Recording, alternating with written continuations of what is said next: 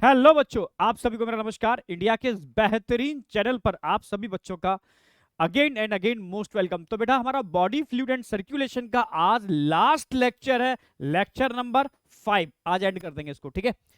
तो आज का हमारा क्या गोल है, ठीक है, देख लेते हैं। तो आज हम क्या क्या कवर करने वाले हैं, ध्यान से देखो। आज हम हार्ट साउंड कवर करने वाले हैं, आज हम कार्डियक साइकिल कवर करने वाले हैं, आज हम ईसीजी कवर करने वाले हैं, और हार्ट डिसऑर्डर कवर करके इस चैप्टर को एंड कर देंगे। क्लियर है? बिल्कुल अलर्ट, तैयार, ठीक है। मान के चल रहा हूं लास्ट लेक्चर में आपने एंजॉय किया होगा और इस लेक्चर में भी एंजॉय करोगे, और कंसेप्चुअल क्लियर करके हम आगे बढ़ेंगे, ठीक है। तो आज कार्डियक साइकिल और ईसीजी वाला पार्ट इसका बहुत इंपॉर्टेंट है, समझने वाला है, कुछ समझना इसको, ठीक है। कंटिन्यू करते हैं। जैसे सबसे पहले हम बात करते हैं हार्ट साउंड, ठीक है। भाई साउंड आती कब है हार्ट में, ठीक है।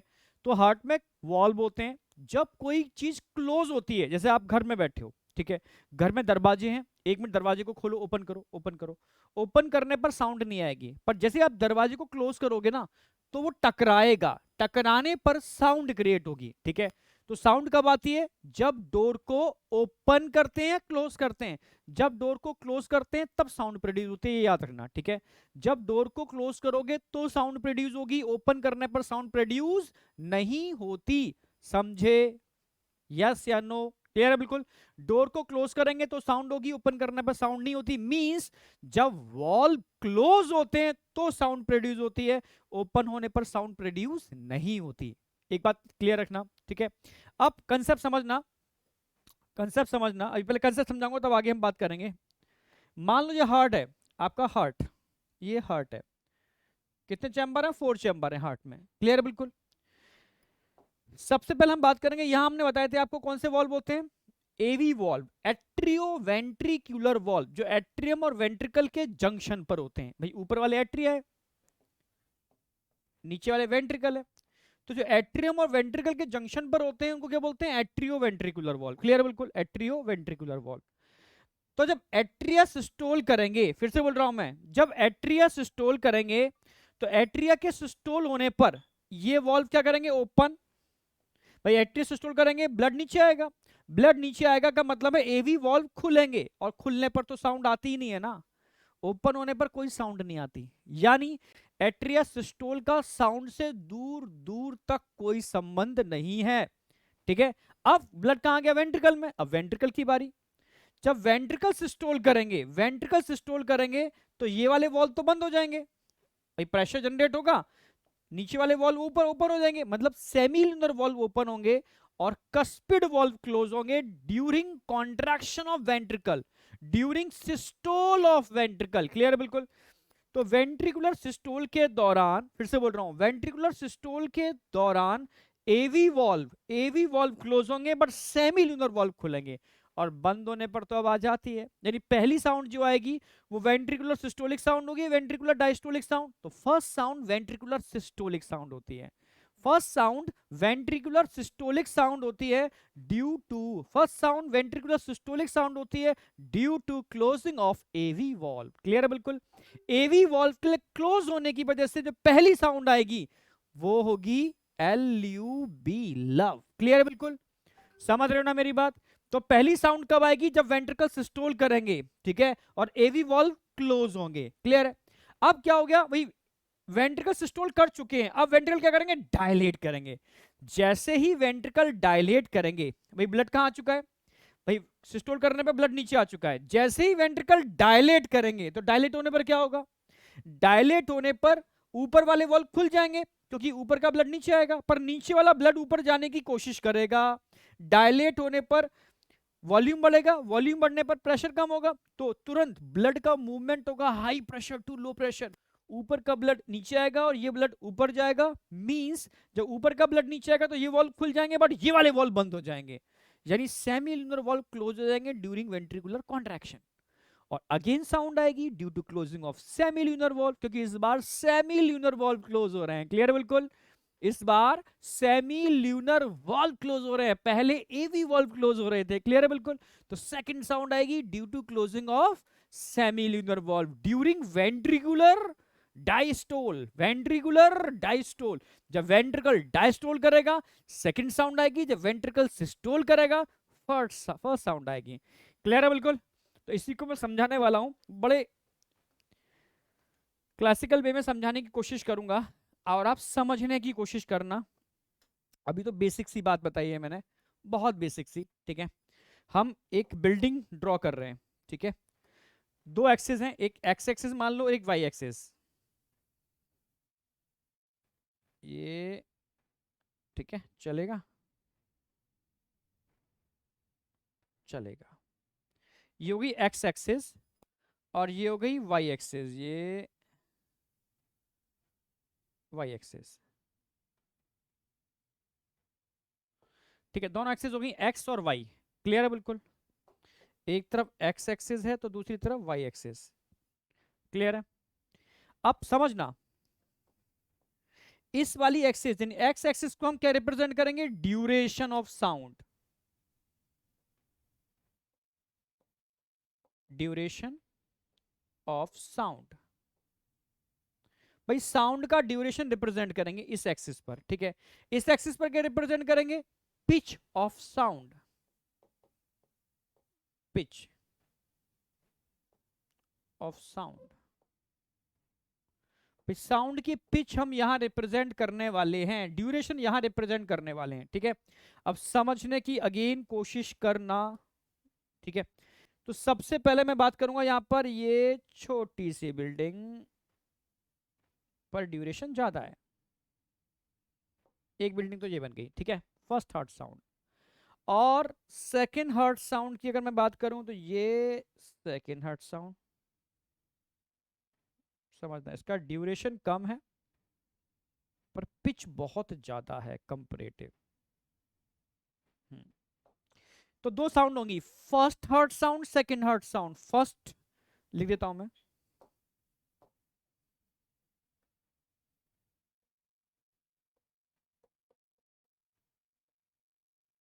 फर्स्ट साउंड,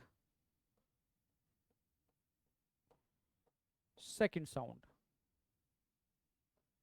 ठीक है। First sound second sound. अब ध्यान से देखो, ध्यान से देखोगे तो फर्स्ट साउंड का ड्यूरेशन तो बहुत ज्यादा है पर फर्स्ट साउंड की पिच बहुत कम है, जबकि सेकंड साउंड की पिच देखो बहुत ज्यादा है बट ड्यूरेशन बहुत कम है, उल्टा है।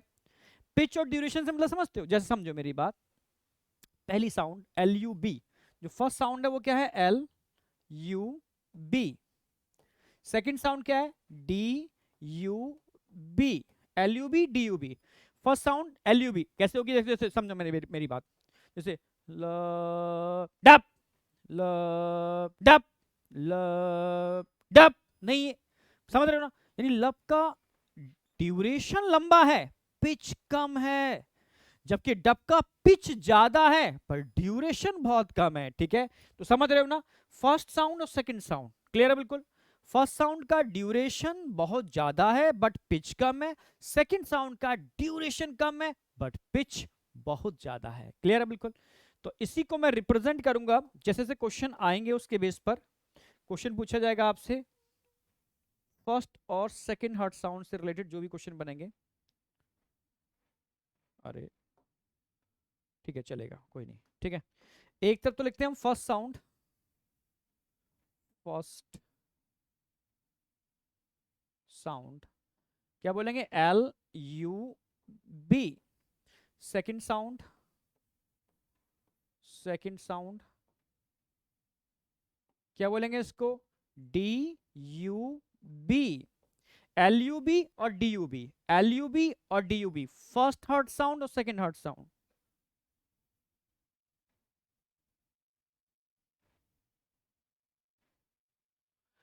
फर्स्ट हर्ट साउंड और सेकंड हर्ट साउंड।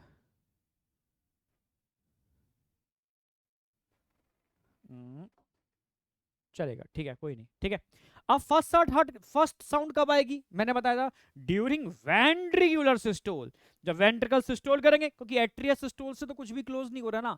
जब वेंट्रिकुलर सिस्टोल होगा प्रेशर बढ़ेगा और प्रेशर बढ़ने पर semi lunar valve, sorry cuspid valve बंद होंगे बट सेमी ल्यूनर वॉल्व खुलेंगे। खुलने पर तो साउंड आती नहीं है, तो बंद होने पर साउंड आती है ना, यानी एवी वॉल्व बंद होंगे तब फर्स्ट हार्ट साउंड आएगी ड्यूरिंग वेंट्रिकुलर सिस्टोल। तो फर्स्ट हार्ट साउंड का जो फर्स्ट हार्ट साउंड है ड्यूरिंग, आप बोलोगे वेंट्रिकुलर सिस्टोलिक साउंड है, वेंट्रिक्यूलर सिस्टोलिक साउंड है। जबकि second heart sound ventricular diastolic sound है। कब आती है? जब वेंट्रिकल डायलेट करते हैं, डायलेट करते हैं तो एवी वॉल्व तो खुलेंगे बट सेमी क्लोज होंगे, ठीक है। तो ventricular diastolic sound, diastolic sound. भाई सेकंड वाली वेंट्रिकुलर डायस्टोलिक साउंड है, पहली वाली वेंट्रिकुलर सिस्टोलिक साउंड है। एक बात क्लियर हो गई, ठीक है। अच्छा, जो फर्स्ट साउंड आ रही है due to closing of, due to closing of AV valve, due to closing of, due to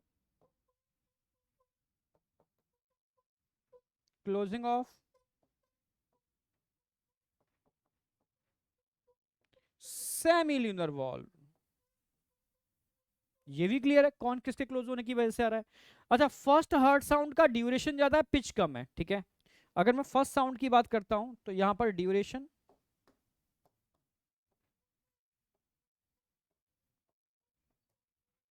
और पिच पहले का ड्यूरेशन तो ज्यादा है पर पिच कम है, और दूसरे का ड्यूरेशन कम है बट पिच ज्यादा है। ये 4 पॉइंट्स हो गए, ध्यान रखने हैं आपको चारों के चारों पॉइंट्स, ठीक है। Ventricular systolic sound due to closing of AV valve, ठीक है, ड्यूरेशन ज्यादा है बट पिच कम है, उधर ड्यूरेशन कम है बट पिच ज्यादा है। समझ गए?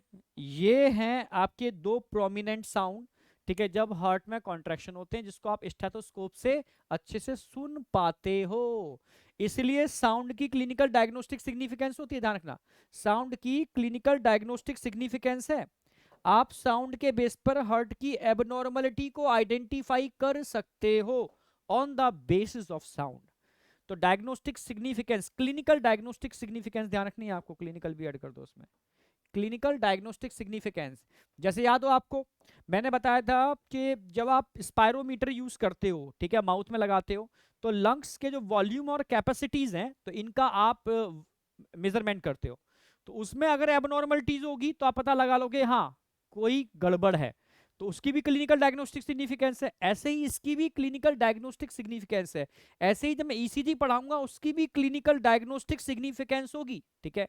क्वेश्चन आ सकता है इसके ऊपर, बहुत बेहतरीन क्वेश्चन बनता है, ठीक है, जिसके कंसेप्ट एकदम फंडे क्लियर हैं, कंसेप्ट बेहतर है, वो मार देगा, ठीक है, बाद बाकी के चक्कर खा जाएंगे, ठीक है। तो समझ में आ गया, साउंड वाली बात एकदम क्लियर है। आगे बढ़ते हैं, अब बात करते हैं कार्डियक साइकिल की। किसकी बात करते हैं? Cardiac cycle. अगर मैं कार्डियक साइकिल की बात करता हूं तो साइकिल है क्या, पहले समझो साइकिल क्या है। भाई यहां से चले, घूम फिर के वापस यहीं आ गए, एक साइकिल नहीं हो गई, पूरा आपने राउंड लगा लिया, ठीक है, साइकिल राउंड लगा लिया आपने, ठीक है। अब कार्डियक साइकिल क्या है समझो, हार्ट से ब्लड निकला वापस हार्ट में आ गया, हार्ट से ब्लड बाहर वापस हार्ट में आ गया, सिंगल साइकिल। जैसे मान लो कोई भी एक चैम्बर ले लो, एट्रिया ले लो, एट्रिया से ब्लड बाहर, कब? जब एट्रिया सिस्टोल करेगा, फिर एट्रिया डायस्टोल करेगा, वापस हार्ट ब्लड अंदर, फिर सिस्टोल करेगा बाहर, डायस्टोल करेगा अंदर, बाहर अंदर, यानी ब्लड का जाना वापस घूम के आ जाना, जाना फिर आना, ये एट्रिया सिस्टोल और एट्रिया डायस्टोल पर डिपेंड करता है। तो ये क्या होगा? ये कार्डियक साइकिल।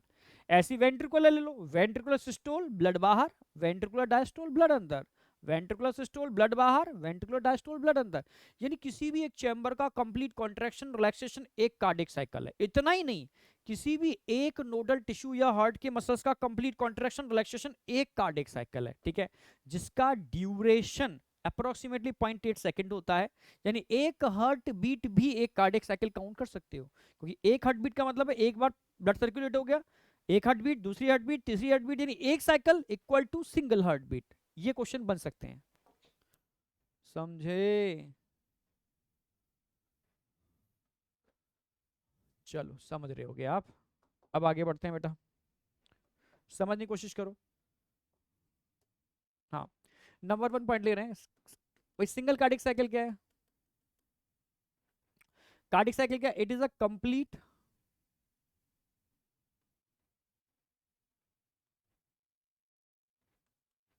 कंप्लीट कॉन्ट्रैक्शन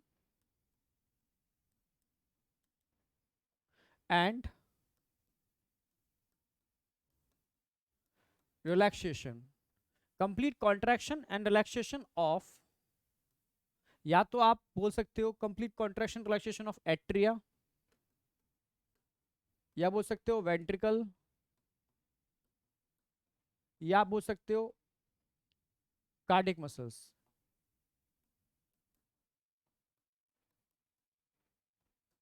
ये सिंगल कार्डिक साइकिल, ठीक है? या ऐसे भी कह सकते हो single cardiac cycle is equal to single heart beat.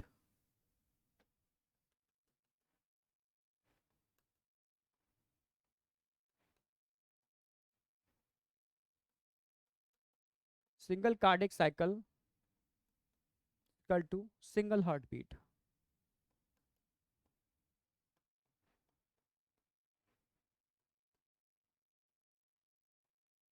Single cardiac cycle equal to single heart beat, समझ रहे हो? Single cardiac cycle equal to single heart beat, ऐसे भी आप मेजर कर सकते हो, ठीक है? और इसका ड्यूरेशन कितना होता है? ड्यूरेशन,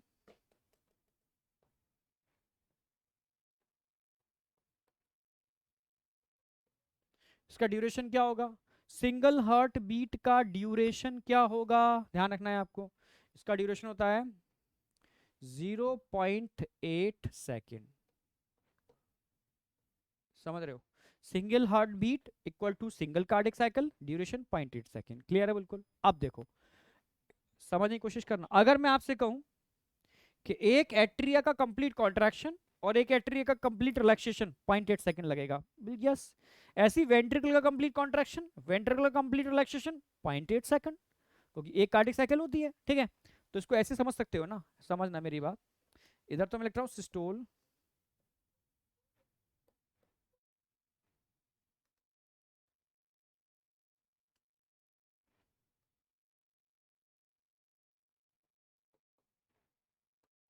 एट्रिया,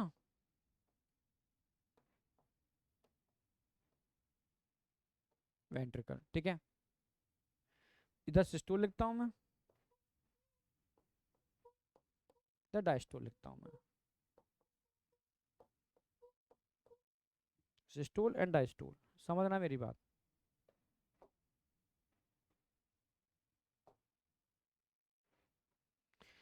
मैं आपसे कहूं एट्रियल सिस्टोल टाइम पीरियड कितना होगा? 0.1 सेकेंड। तो एट्रियल डायस्टोल कितना होगा? 0.7 सेकेंड, समझना। यानी atrial systole diastole time period total कितना हो गया? 0.8 सेकेंड। किसी भी चैम्बर का complete contraction, complete relaxation single cardiac cycle होती है, आपके सामने है, ठीक है?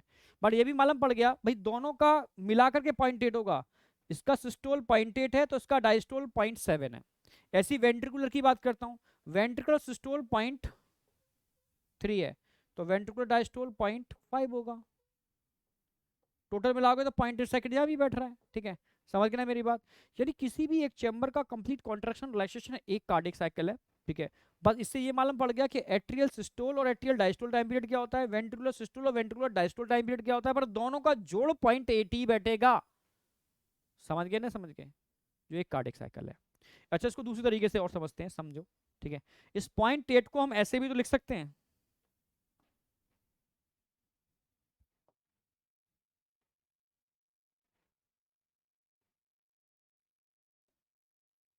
समझने की कोशिश करना।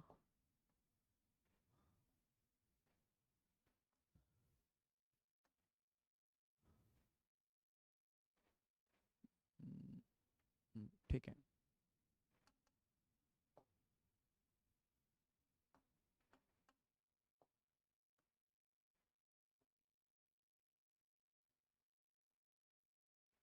ठीक है ना।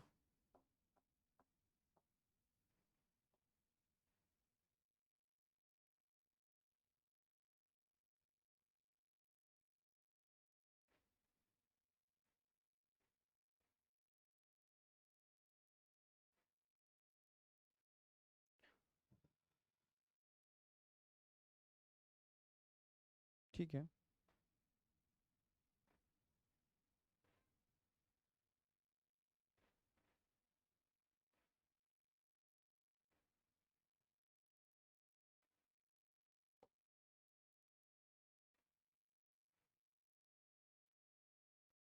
ऐसे बताना चलेगा क्या, समझना। अगर मैं आपसे कहूं कि ये लाइन के साइड 0.4 सेकंड है, तो लाइन के साइड भी 0.4 ही तो होगा। पर इस 0.4 को मैं डिवाइड कर दूं 0.1 और 0.3 में कोई दिक्कत नहीं होगी। टोटल 0.8 सेकंड हो गया ना। 0.8 सेकंड को साइकिल में रिप्रेजेंट करना है, तो मैंने 0.8 सेकंड को साइकिल में रिप्रेजेंट कर दिया। लाइन की इस साइड 0.4, लाइन के उस साइड 0.4, उस 0.4 को 0.1 और 0.3 में डिवाइड कर दिया मैंने। ठीक है, अगर मैं आपसे कहूं, समझना, एट्रिया पर फोकस करो, only focused on atria, only focus on ventricle. समझना, जब एट्रिया पे फोकस कर रहे हो, ठीक है, एट्रियल सिस्टोल पर फोकस कर रहे हो, तो 0.1 सेकंड में एट्रियल क्या कर रहा है, सिस्टोल कर रहा है ना। ध्यान से देखो, 0.1 में एट्रियल क्या कर रहा है, सिस्टोल। ये डार्क कलर सिस्टोल को रिप्रेजेंट कर रहा है। तो रिमेनिंग टाइम में एट्रियल एट्रियल क्या करेगा, डायस्टोल। ये डॉट डॉट क्या दिखाएंगे, डायस्टोल को दिखाएंगे। ये diastole diastole diastole diastole diastole diastole diastole diastole. समझ रहे, ये 0.1 में क्या हो रहा है, एट्रियल सिस्टोल। तो रिमेनिंग टाइम में एट्रियल क्या करेगा, डायस्टोल नहीं करेगा। तो एट्रिया की पूरी साइकिल समझ में आ गई। 0.1 में एट्रिया सिस्टोल करता है, 0.3 0.4 यानी 0.7 में एट्रिया डायस्टोल करता है। तो 0.8 सेकंड को रिप्रेजेंट कर रही है पिंक कलर की साइकिल, पिंक कलर की साइकिल। और पिंक कलर की साइकिल एट्रिया को रिप्रेजेंट करती है, ग्रीन कलर की साइकिल वेंट्रिकल को। अब वेंट्रिकल देख लो, वेंट्रिकल सिस्टोल टाइम पीरियड कितना है, 0.3। 0.3 से डार्क कर देते हैं 0.3 को, तो ये 0.3 वाला पार्ट क्या हो जाएगा, डार्क हो जाएगा। ये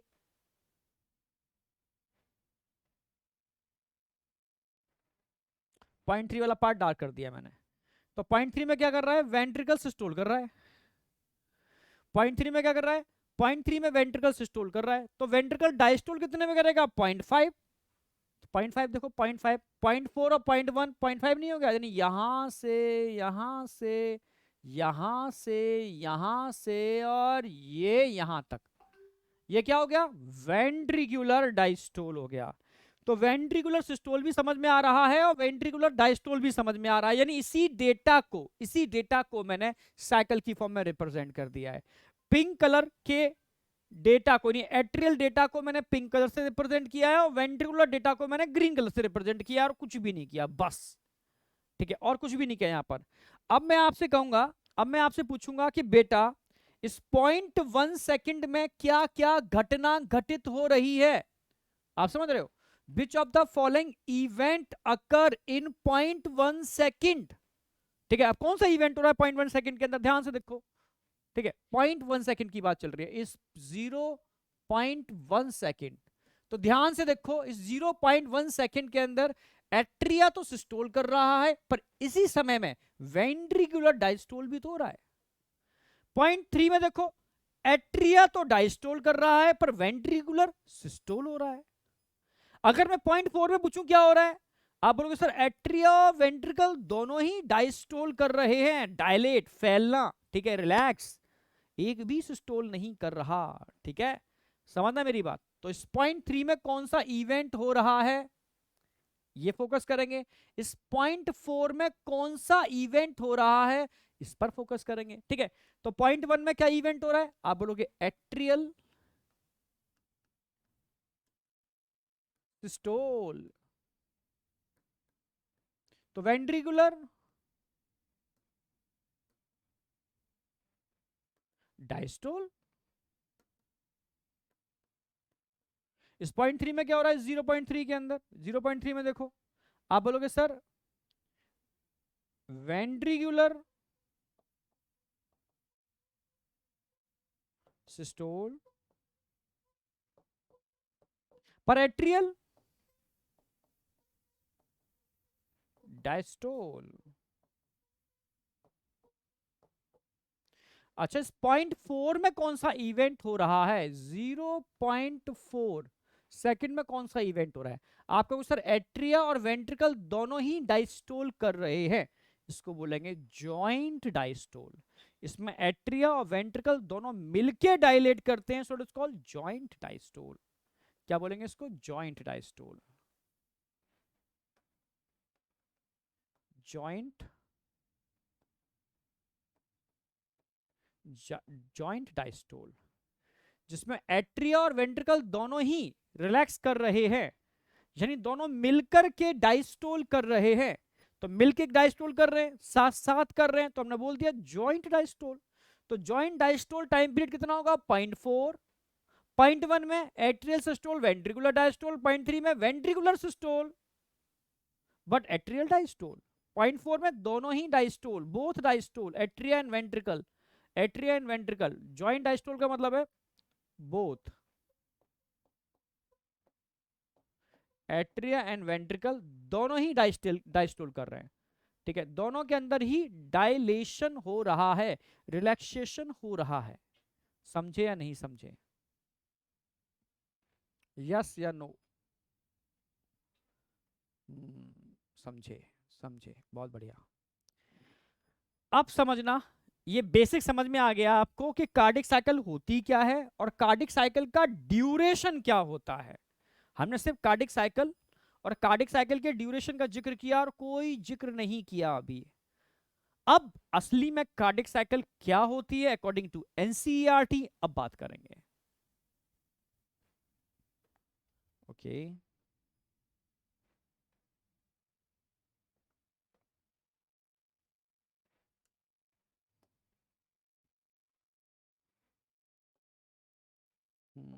अब देखो मैं ड्रॉ कर रहा हूं।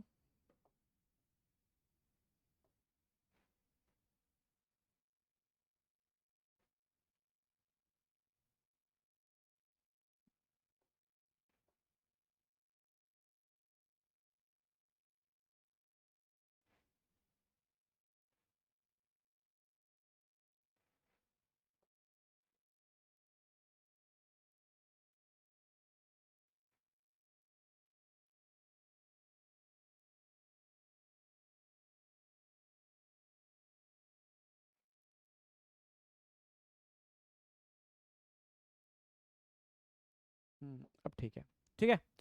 अब हम इस 0.8 को रिप्रेजेंट कर रहे हैं 0.1, 0.3 और 0.4। 0.8 सेकंड लिख दिया मैंने यहां पर, ठीक है। 0.8 सेकंड रिप्रेजेंट कर दिया यहां पर मैंने, 1 मिनट रुकना, ठीक है। 0.8 सेकंड को रिप्रेजेंट किया यहां मैंने। अब 0.8 को अब समझना किस समय में क्या होगा। 1 मिनट रुको, 1 मिनट रुको, किस समय में अब क्या, कौन सी घटना घटित होने वाली है। ठीक है, अब समय की बात आएगी। 1 मिनट रुको, ठीक है। देखो जरा आप ही बताओ,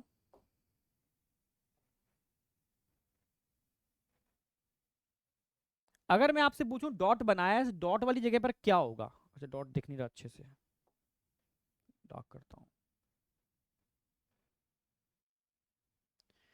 जो डॉट दिख रहा ना आपको, डॉट, इस डॉट जहां मैंने ड्रॉ किया है, डॉट बनाया है, ये 0.3 का इनिशिएशन है, यानी कह सकते हो यहां पर वेंट्रिकुलर सिस्टोल स्टार्ट हो रहा है। ठीक है, तो क्या हो रहा है? Ventricular systole.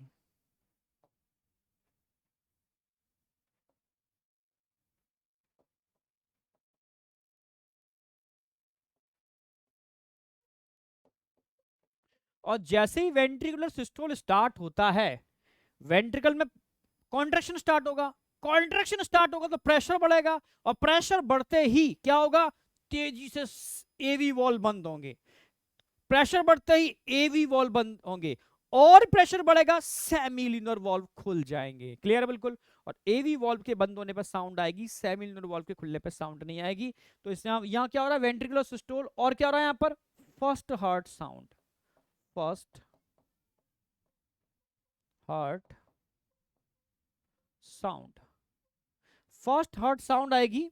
ठीक है, due to closing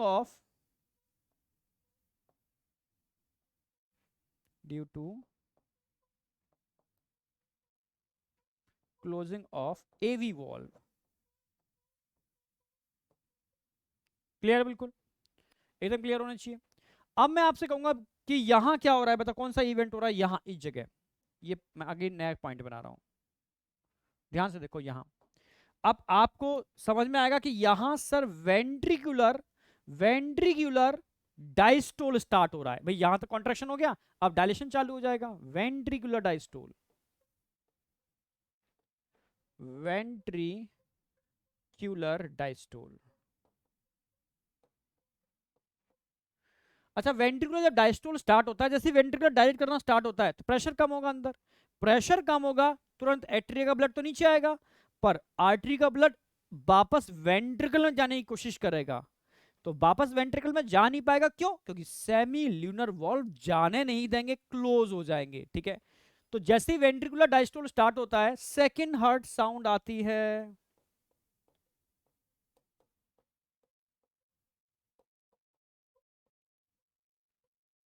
second heart sound आएगी due to closing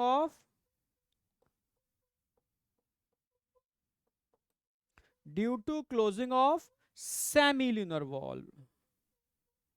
semi lunar valve, ये पॉइंट समझ में आए?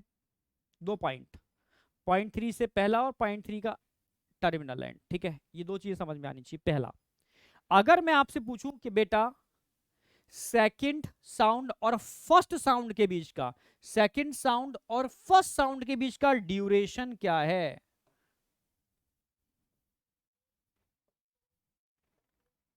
Duration between second and first.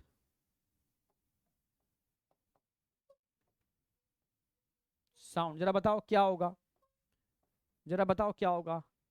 अगर मैं आपसे पूछूं सेकंड साउंड और फर्स्ट साउंड के बीच का ड्यूरेशन क्या है, क्या बताओगे? जरा बताओ,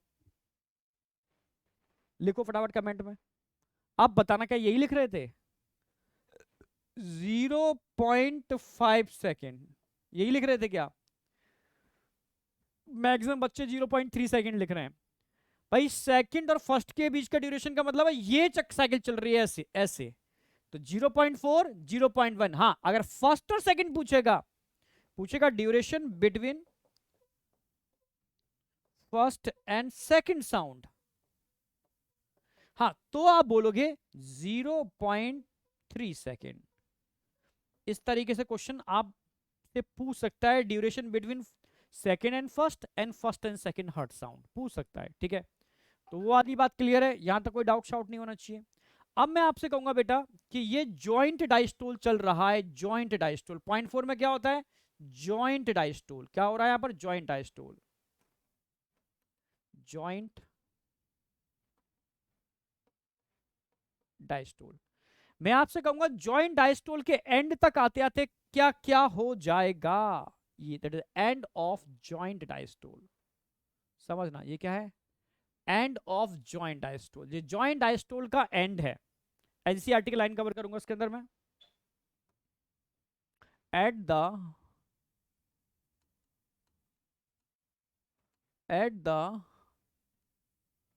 and of joint diastole, eight the end of joint diastole, joint diastole के एंड तक, यानी यहां से यहां तक। समझना मेरी बात, ये हार्ट था,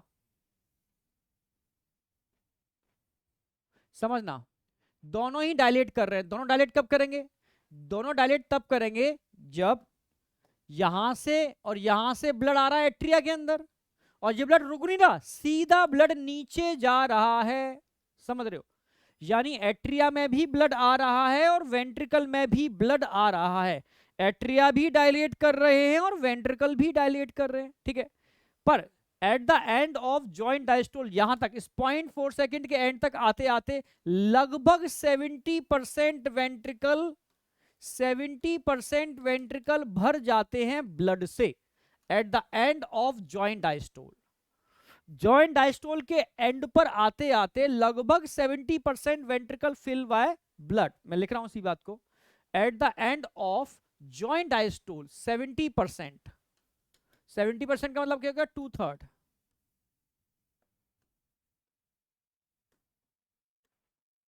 वेंट्रिकल फिल बाय ब्लड। समझ रहे हो? 70% वेंट्रिकल ब्लड से भर जाते हैं। तो ये फिलिंग एक्टिव फिलिंग कहलाएगी या पैसिव फिलिंग कहलाएगी? क्योंकि इसमें कोई कॉन्ट्रैक्ट नहीं कर रहा, अपने आप ब्लड ऊपर से नीचे जा रहा है, ठीक है। इसको बोलेंगे पैसिव फिलिंग। Passive filling. और पैसिव फिलिंग टाइम पूछेगा क्या बताओगे? 0.4 सेकंड। तो पैसिव फिलिंग जो ड्यूरेशन होता है 0.4 सेकंड होता है। 0.4 सेकंड के अंदर पैसिव फिलिंग होगी वेंट्रिकल की। 70% वेंट्रिकल भर रहे हैं बिना किसी कॉन्ट्रैक्ट किए। पर जैसे ही जॉइंट डायस्टोल का एंड होगा, जैसे ही जॉइंट डायस्टोल का एंड होगा, एट्रियल सिस्टोल स्टार्ट हो जाएगा। Atrial systole. तो बचा हुआ 30% ब्लड है ना, वो एट्रियल सिस्टोल की वजह से नीचे आएगा, ठीक है। आप समझ रहे हो? तो रिमेनिंग 30% ब्लड जो एंटर करेगा वो सिस्टोल की वजह से, यानी रिमेनिंग 30% जो फिलिंग है वो एक्टिव फिलिंग होगी, ठीक है। तो अब समझो मेरी बात इस चीज को।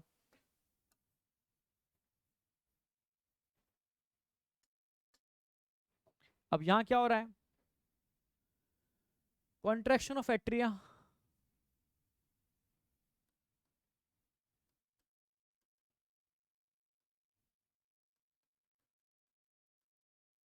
जैसी एट्रिया कॉन्ट्रैक्ट करना स्टार्ट करेगा तो इसके एंड पर आते आते, एट द एंड ऑफ, समझना,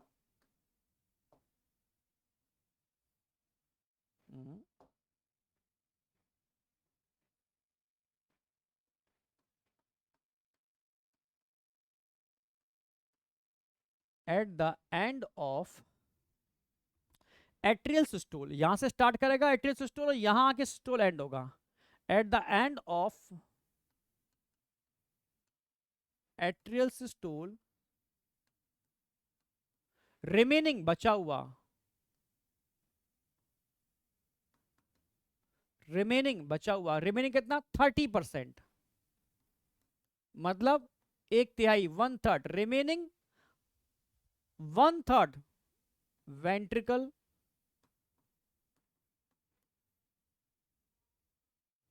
fill by blood.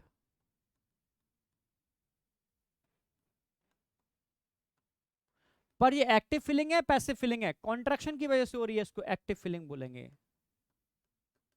Active filling. Active filling time period कितना होगा? ओनली 0.1 सेकेंड, यानी 0.1 सेकेंड के अंदर एक्टिव फिलिंग होगी, 0.4 सेकेंड के अंदर पैसिव फिलिंग होगी। पैसिव फिलिंग का मतलब है बिना किसी कॉन्ट्रैक्शन। एक्टिव फिलिंग का मतलब है due to contraction of atria. Due to contraction of atria. समझे या नहीं समझे? ये सारे पॉइंट समझ में आ रहे होंगे, ठीक है। तो first heart sound, second heart sound, duration ध्यान रखना है।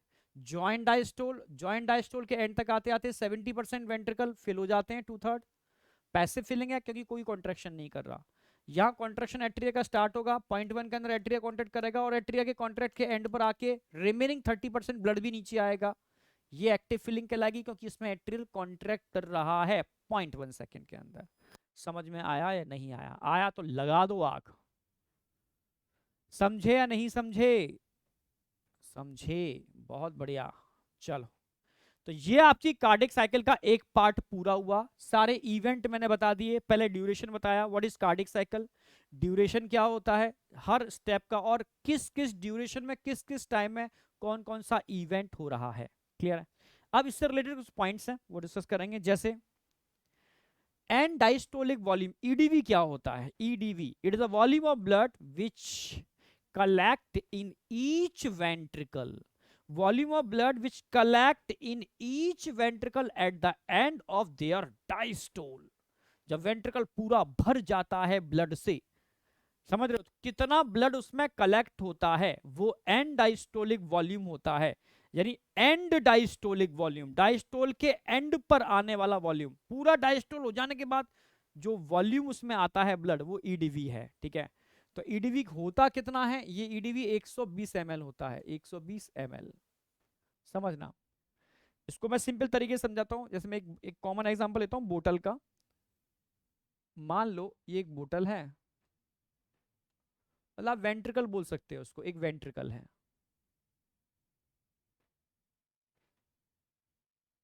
समझ रहे हो, ये एक वेंट्रिकल है, बोतल है। तो इसको ऐसा नहीं कर सकते भाई। ओके, चलो ये एक बोतल है। अब हमने क्या किया, इस बोतल के अंदर ब्लड को भर दिया। ये blood eight the end of their diastole, कितना ब्लड इसके अंदर आ जाएगा जब बोतल पूरी डायलेट होगी, कितना ब्लड आ गया इसके अंदर, ईच वेंट्रिकल, समझना ईच वेंट्रिकल, ठीक है।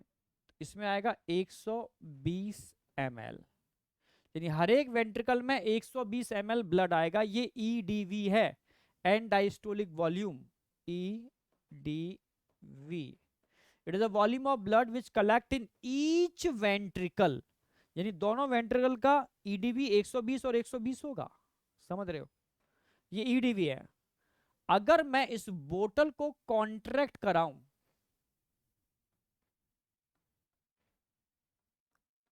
मतलब समझो दबा दूं, ऐसे बीच में दबा दिया मैंने, तो क्या होगा भाई, ये होगा आपके सामने।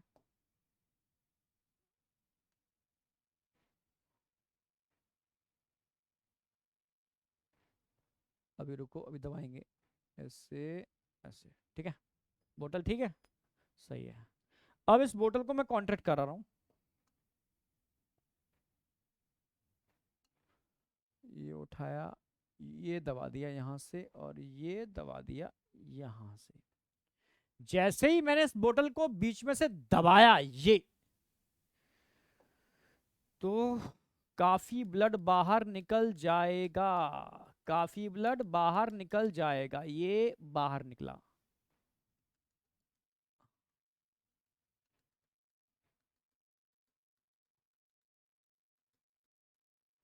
ये ब्लड बाहर आ गया। समझना, जब मैं इसको कॉन्ट्रैक्ट कराता हूं, कॉन्ट्रैक्ट कराने पे कुछ ब्लड बाहर जाएगा। जो बाहर निकल रहा है वो स्ट्रोक वॉल्यूम है, जो बाहर निकल रहा है क्या है, स्ट्रोक वॉल्यूम।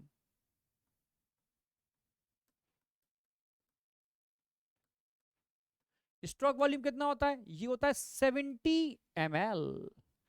समझ रहे हो, 120 ml इसके अंदर था जब कॉन्ट्रैक्ट कराया 70 ml बाहर निकल गया। तो 120 में से 70 चला गया, 120 में से 70 निकल गया, यानी स्ट्रोक वॉल्यूम निकल गया।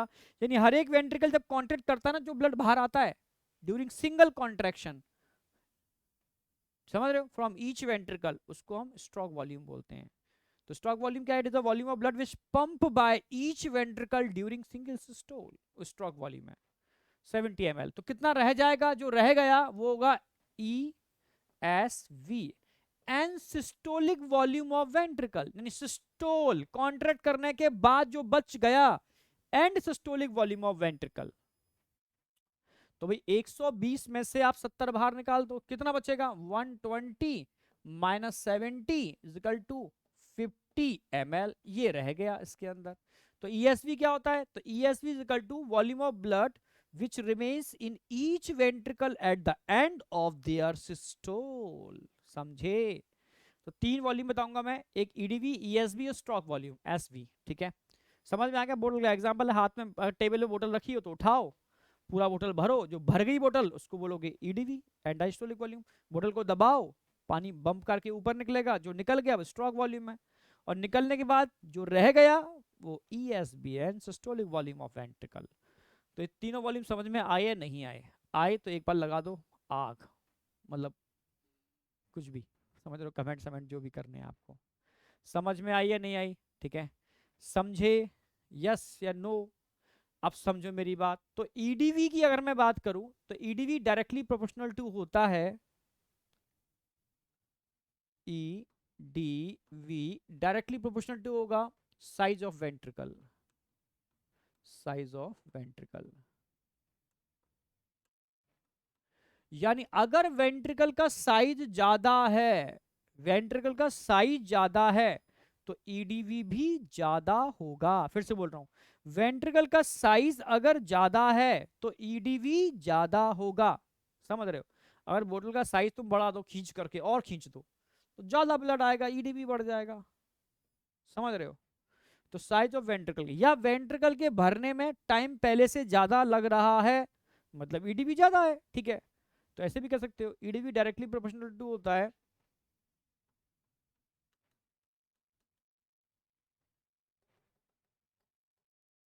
ड्यूरेशन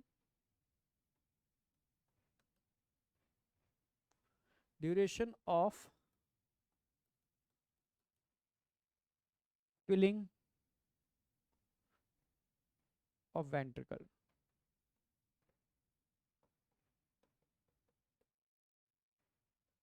ठीक है, अब बात आती है ईएसवी क्या होगा। ईएसवी तो निकालना सिखाई दिया मैंने, end systolic volume of ventricle, end systolic volume of ventricle is equal to क्या होगा, EDV minus EDV minus stroke volume. EDV आप निकाल ही चुके हो, ईडीवी कितना है, ईडीवी है 120 माइनस 70 50, और ये हमेशा फिक्स्ड होता है, ऑलवेज फिक्स्ड, ये चेंज नहीं होता। समझना चेंज क्यों नहीं होता, मान लो इस बोतल का साइज खींच दिया आपने, इस बोतल को ज्यादा ईडीवी हो गया, ईडीवी अगर ज्यादा है तो जब छोड़ोगे ना तो फोर्स ऑफ कॉन्ट्रैक्शन भी ज्यादा लगेगा, यानी ईडीवी डायरेक्टली प्रोपोर्शनल टू होता है फोर्स ऑफ कॉन्ट्रैक्शन के, ठीक है? जितना ईडीवी ज्यादा होगा उतना फोर्स ऑफ कॉन्ट्रैक्शन भी ज्यादा होगा, जितना ईडीवी ज्यादा होगा उतना फोर्स ऑफ कॉन्ट्रैक्शन ज्यादा होगा, यानी उतना ही ब्लड बाहर और ज्यादा निकलेगा, मतलब स्ट्रोक वॉल्यूम भी ज्यादा निकलेगा। यानी अगर किसी का ईडीवी बढ़ रहा है तो उसका स्ट्रोक वॉल्यूम अपने आप बढ़ जाएगा, तभी तो ईएसवी हमेशा कांस्टेंट रहेगा। मेरी बात समझ रहे हो? अगर किसी का ईडीवी बढ़ रहा है तो समझ लो उसका स्ट्रोक वॉल्यूम भी बढ़ेगा, क्योंकि ईडीवी डायरेक्टली प्रोपोर्शनल टू होता है स्ट्रोक वॉल्यूम के। फिर से लिख दे रहा हूं मैं, ईडीवी डायरेक्टली प्रोपोर्शनल टू होता है स्ट्रोक वॉल्यूम के, समझ रहे हो? अगर ईडीवी बढ़ेगा तो स्ट्रोक वॉल्यूम भी बढ़ेगा, समझ रहे हो? जैसे मैं कॉमनली बताता हूं बच्चों को, हाथ में एक धनुष लो, ठीक है? उसकी कमान होती है, कमान, कमान को थोड़ा खींचो, छोड़ो, बाण थोड़ा सा आगे गिर जाएगा, जो बाण जिस फोर्स से जा रहा है ना वो स्ट्रोक वॉल्यूम है। अब उस कमान को बाहुबली की तरह पीछे खींचो, बिल्कुल तान करके पीछे, जब छोड़ोगे ना तो बाण भाई फोर्स से जाएगा, समझ रहे हो? ऐसे तो वेंट्रिकल होते हैं, वेंट्रिकल में ब्लड भर रहा है तो वेंट्रिकुलर वॉल पर खिंचाव पैदा हो रहा है, ठीक है? जब छोड़ोगे तो ब्लड बाहर, स्ट्रोक वॉल्यूम। पर वेंट्रिकल में ज्यादा ब्लड भर दो, ज्यादा, तो खिंचाव ज्यादा पैदा होगा, ज्यादा खिंचाव पैदा होगा तो फोर्स ऑफ कॉन्ट्रैक्शन भी तो ज्यादा होगा, तो स्ट्रोक वॉल्यूम बढ़ गया। समझ गए ना मेरी बात? यानी ईडीवी बढ़ेगा तो स्ट्रोक वॉल्यूम भी बढ़ेगा। समझे या नहीं समझे? क्योंकि ईडीवी डायरेक्टली प्रोपोर्शनल टू होता है स्ट्रोक वॉल्यूम के, इसलिए ईएसवी ऑलवेज फिक्स्ड, कांस्टेंट रहेगा, फिक्स रहेगा हमेशा, ऑलवेज। आई या नहीं आई? आ गई होगी, मान के चल रहा है। अब बात करेंगे स्ट्रोक वॉल्यूम। स्ट्रोक वॉल्यूम तुमने बताया, stroke volume is the volume of blood which pump by each ventricle during single systole, ठीक है? मैं लिख देता हूं, volume of blood pump by each ventricle during single systole.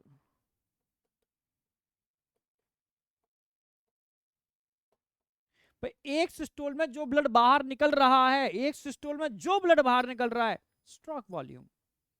तो कैसे निकालोगे, कितना होता है स्ट्रोक वॉल्यूम? नॉर्मल व्यक्ति का स्ट्रोक वॉल्यूम 70 ml होता है। कैसे निकाला आपने 70 ml? तो स्ट्रोक वॉल्यूम का फॉर्मूला याद रखो, is equal to E D V minus E S V. EDV आप जानते हो 120 है, ये 50 है, फिक्स है। कितना निकल के आया? 70 ml। ये हो गया आपका स्ट्रोक वॉल्यूम। और बता चुका हूं stroke volume always always directly proportional to होता है किसके? E D V. अगर ईडीवी बढ़ेगा तो स्ट्रोक वॉल्यूम बढ़ेगा, स्ट्रोक वॉल्यूम बढ़ेगा तो ईडीवी बढ़ेगा, सिंपल सी बात। कोई डाउट? अब बात आती है cardiac output. It is the volume of blood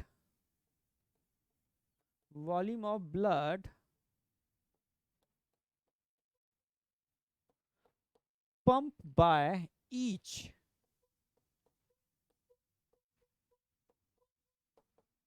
ventricle पर मिनट, पर मिनट। 1 मिनट के अंदर एक वेंट्रिकल से जो ब्लड बाहर आ रहा है, 1 मिनट के अंदर एक वेंट्रिकल से जो ब्लड बाहर आ रहा है वो कार्डियक आउटपुट है। तो 1 मिनट में कितने बार वेंट्रिकल पंप करता है? 72 बार। और एक बार में जो ब्लड निकलता है क्या बोलते हैं उसको? Stroke volume. तो निकाल लिया ना आपने कार्डियक आउटपुट का फॉर्मूला। तो कार्डियक आउटपुट क्या हो जाएगा? Cardiac output is equal to heart beat rate per minute into stroke volume. और हार्ट बीट रेट आप जानते हो नॉर्मल व्यक्ति की 72 होती है, स्ट्रोक वॉल्यूम 70 होता है। तो अप्रोक्सीमेटली 5000 ml ब्लड पर मिनट ईच वेंट्रिकल से बाहर आएगा, या ऐसे भी कह सकते हो 5 लीटर पर मिनट ईच वेंट्रिकल से बाहर आएगा। ये है कार्डियक आउटपुट। समझ रहे हो ना मेरी बात? तो आपसे वो सिंपल क्वेश्चन देगा, हो सकता है हार्ट बीट रेट दे दे, स्ट्रोक वॉल्यूम दे दे, सिंपल सा फॉर्मूला पूछ ले। हो सकता है हार्ट बीट रेट पूछे, कार्डिक आउटपुट स्ट्रोक वॉल्यूम दे दे, या हो सकता है वो हार्ट बीट रेट पूछे, कार्डिक आउटपुट ईडीवी और ईएसबी दे दे। समझ गए ना मेरी बात? किसी भी तरीके से आप इसको बहुत आसानी से निकाल सकते हो। ठीक है, हर साल क्वेश्चन आता है, बहुत इंपॉर्टेंट है। समझे? चलो ये सारे पॉइंट्स क्लियर हो गए, यहां तक कोई डाउट नहीं होना चाहिए। ये कार्डिक साइकिल वाला पार्ट आपका कंप्लीट है। यहां आके कार्डिक साइकिल आपकी एकदम परफेक्टली कंप्लीट हो जाती है। समझे या नहीं समझे? अब बात करेंगे ईसीजी, इलेक्ट्रोकार्डियोग्राम। ठीक है, पहले बताओ कार्डिक आउटपुट मजा आया? ओ सॉरी, हार्ट साउंड और कार्डिक साइकिल में मजा आया नहीं आया? आया तो पहले कमेंट करो, फिर आगे मतलब बढ़ते हैं। मतलब नेगेटिव पॉजिटिव कुछ भी करो, पर बताओ कि हाँ चीज़ सही समझ में आई या नहीं आई। ठीक है, क्वेश्चंस की कुछ प्रैक्टिस करने पड़ेगी, वो आप सेल्फ करोगे। ठीक है, कुछ चीज़ें आपको खुद करनी पड़ेंगी जिससे कि आप में अच्छा और मॉडिफिकेशन हो, क्वेश्चन और ज़्यादा कर पाओ आप। ठीक है, चलो बहुत बढ़िया। चलो अब आगे बढ़ते हैं। इलेक्ट्रोकार्डियोग्राफ क्या होता है भाई? इलेक्ट्रोकार्डियोग्राफ, इलेक्ट्रोकार्डियोग्राफ है क्या भाई? ये एक मशीन है, एक मशीन है जो आपके दिल का हालचाल बयां करती है। समझना, ये एक मशीन है जो आपके दिल का हालचाल बयां करती है। किस फॉर्म में? Graphical representation, graphical representation, zigzag graphical representation में, उसको ही तो ईसीजी बोलते हैं। ठीक है, समझ रहे हो ना? हाँ या ना? तो ECG is the graphical representation of electrical activity of heart. आपके हार्ट की जो इलेक्ट्रिकल एक्टिविटीज हो रही है ना, कॉन्ट्रैक्शन रिलैक्सेशन, कॉन्ट्रैक्शन रिलैक्सेशन, डीपोलरेशन डीपोलरेशन, समझ रहे हो? तो वो इलेक्ट्रिकल एक्टिविटी आपके बॉडी फ्लूइड में फ्लोट कर रही है। आपको क्या करना है? उस इलेक्ट्रिकल एक्टिविटी या उन इलेक्ट्रॉन्स को रिसीव करना है बॉडी के अलग अलग पार्ट से। तो आप 3 इलेक्ट्रिकल लीड यूज करते हो। एक तो लगाते हो लेफ्ट रिस्ट, एक लगाते हो राइट रिस्ट, और एक लगाते हो लेफ्ट एंकल, क्योंकि heart tilt towards left. Clear? बिल्कुल मैक्सिमम इंपल्स आपको इधर से मिलेंगे, लेफ्ट साइड से। फिर से बोल रहा हूं, एक आप लगाओगे लेफ्ट रिस्ट, एक लगाओगे राइट रिस्ट, और आपका हार्ट टिल्ट टुवर्ड्स लेफ्ट, तो आप एक लीड को, लीड समझते हो इलेक्ट्रोड, लीड को लगाओगे आप लेफ्ट एंकल, एंकल मतलब टकना। ठीक है, वहां लगाओगे। दिख रहा होगा कुछ कुछ आपको। आपने 3 इलेक्ट्रिकल लीड्स लिए, एक को तो देखो ये लगाया, एक को देखो यहां लगाया, एक को लेफ्ट एंकल पे लगा दिया, और एक ट्रायंगल बन गया, दिख रहा होगा ये ट्रायंगल। इन तीनों जगह से आप एक जेल यूज करते हैं, पता है आपको? जेल, वो जेल चिपकाने के लिए यूज नहीं करते, आपके इलेक्ट्रोड और आपके बॉडी फ्लूइड के बीच में अच्छी से कंडक्टिविटी बढ़ जाए, आसानी से हम इलेक्ट्रॉन को रिसीव कर पाए। ठीक है, तो इसकी कंडक्टिविटी को इंक्रीज करने के लिए इस जेल को यूज किया जाता है इलेक्ट्रोड और बॉडी फ्लूइड के बीच में। ठीक है, समझ गए ना? इलेक्ट्रोड और बॉडी फ्लूइड के बीच में कंडक्टिविटी को इंक्रीज करने के लिए हम इस जेल को यूज करते हैं। ठीक है, तो भाई जेल को यूज किया, कंडक्टिविटी बढ़ाई, आपने तीनों जगह से इंपल्स रिसीव किए, उठा के मशीन में डाला, मशीन उसको मीन वैल्यू निकालेगी उसकी, और एक ग्राफिकल रिप्रेजेंटेशन करेगी, समझ रहे हो? उसको बोलते हैं इलेक्ट्रोकार्डियोग्राम। ग्राफ मशीन को बोलते हैं और ग्राम उस ग्राफ को बोलते हैं उल्टा है। समझ गए ना मेरी बात? इलेक्ट्रोकार्डियोग्राफ और इलेक्ट्रोकार्डियोग्राम उल्टा है। या मशीन को ग्राफ बोलते हैं और ग्राफ को ग्राम बोलते हैं। ठीक है, समझे? ठीक है, चलो ये क्वेश्चन बनते हैं। अब अंडरलाइन कर देता हूं कुछ क्वेश्चंस पे मैं। ECG is a graphical representation of electrical activity of heart during cardiac cycle. इसके लिए हम क्या यूज करते हैं? एक मशीन यूज करते हैं, पेशेंट को एक मशीन से कनेक्ट करते हैं, इस मशीन को बोलते हैं इलेक्ट्रोकार्डियोग्राफ।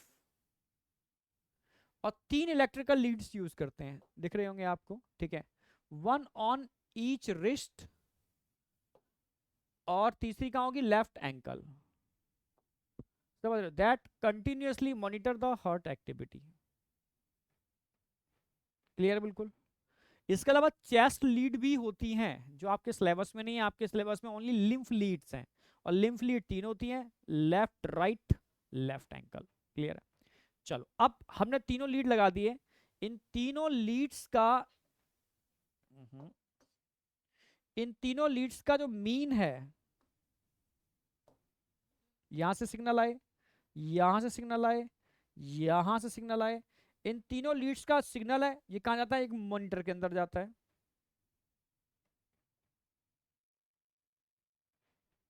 और इस मॉनिटर में क्या होगा? इसका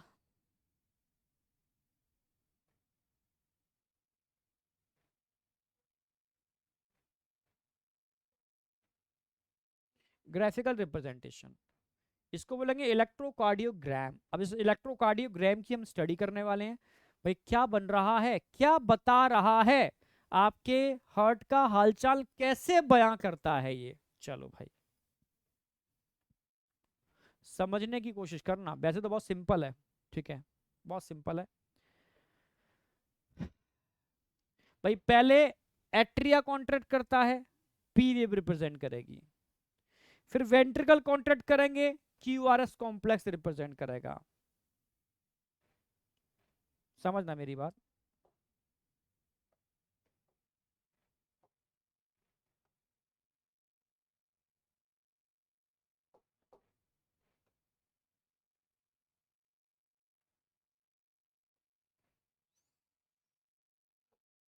समझना, अगर मैं पूछूं भाई ये कौन सी वेव आती है? पी वेव आती है ना यहाँ पर।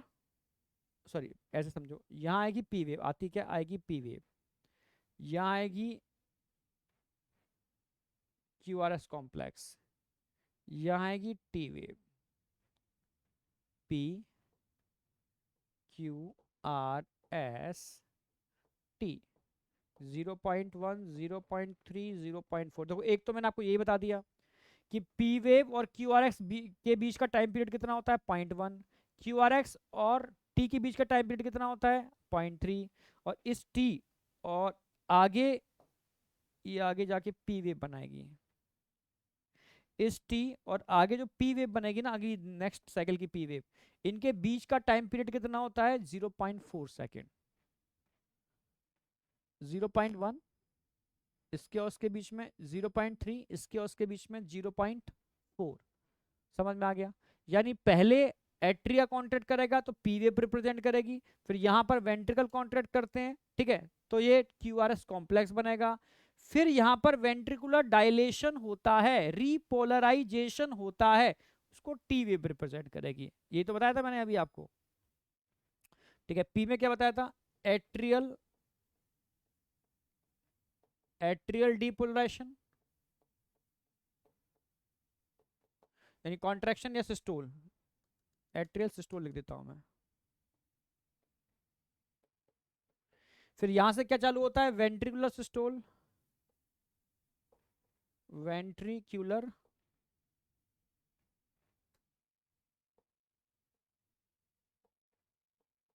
फिर यहां क्या होता है? Ventricular diastole. ठीक है, और वेंट्रिकुलर डायस्टोल के बाद फिर से एट्रियल सिस्टोल।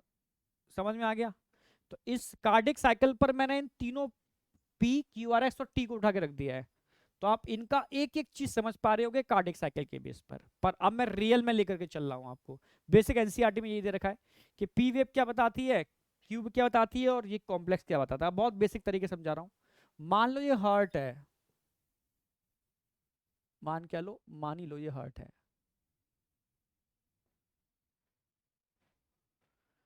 हार्ट में आप जानते हो यहां पर क्या होता है, पेस मेकर। अब अगले तरीके से समझा रहा हूं, पेस मेकर। यहां क्या होता है, पेस सेटर। और ये बंडल गए और ये बंडल फाइबर्स की फॉर्म में,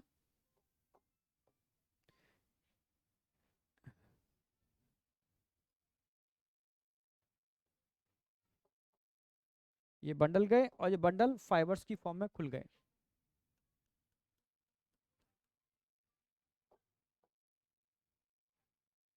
क्लियर है बिल्कुल।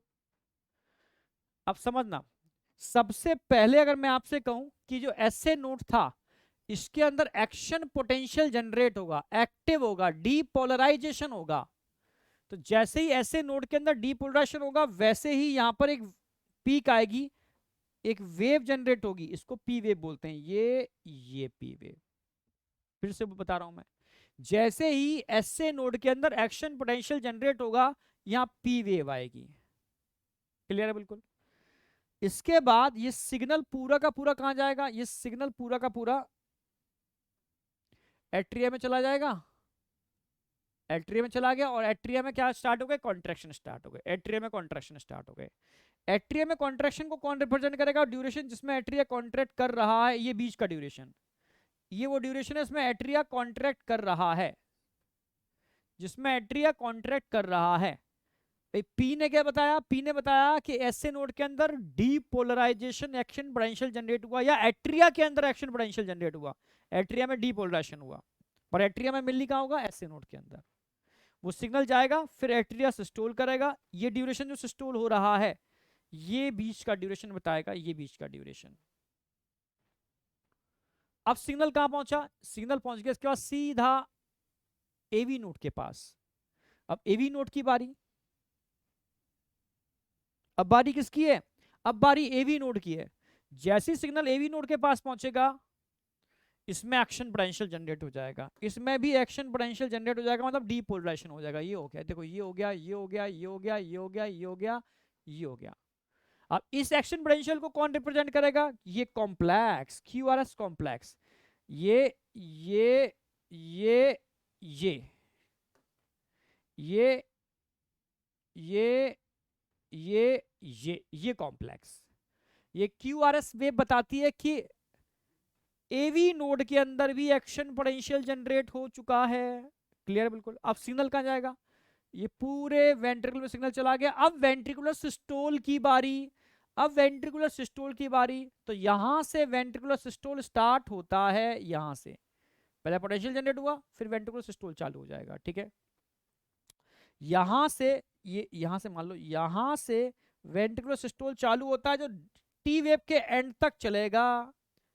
यहां से चालू होगा और टी वेव के एंड तक चलेगा। पहले वेंट्रिकुलर डीपोलराइजेशन होगा फिर सिस्टोल का ड्यूरेशन जो टी वेव के एंड तक चलता है, क्योंकि एनसीईआरटी बोलती है end of T wave represent and of systole. NCERT क्या बोलती है, the end of the T wave marks the end of systole, यानी वेंट्रिकल के सिस्टोल को रिप्रेजेंट करती है। यानी टी वेव के एंड तक, टी वेव के एंड तक वेंट्रिकुलर सिस्टोल होता है, टी वेव के एंड तक वेंट्रिकुलर सिस्टोल होता है। समझ में आ गया ना, यानी यहां तक वेंट्रिकुलर सिस्टोल होगा, यहां तक।